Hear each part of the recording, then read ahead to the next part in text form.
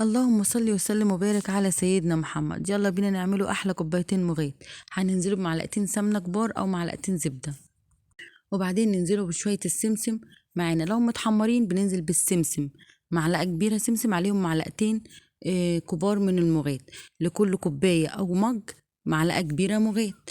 لو السمسم بتاعنا مش متحمر بنحمره لغايه لما ياخد اللون الذهبي، وبعدين ننزل بمعلقتين المغات عليه، ونفضل نحمرهم زي ما انتم شايفين كده لغايه لما ياخد اللون الذهبي.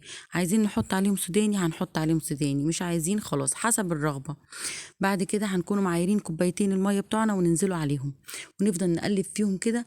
وبعدين نحط السكر بتاعنا حسب الرغبة زي ما انتوا عايزين، وافضلي قلبي لغاية لما القوام يتقل معاكي. اول ما تلاقي القوام حلو مناسب، لا هو تخين ولا هو تقيل، وفي نفس الوقت مش عايزينه يكون سايل قوي، يعني لا خفيف ولا تخين، قوام مناسب.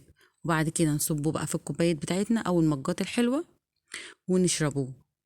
واحنا بنقدم وعايزين تزودوا سوداني متحمص هتزودي، مش عايزة خلاص. وزي ما انتوا شايفين كده، بالهنا والشفا.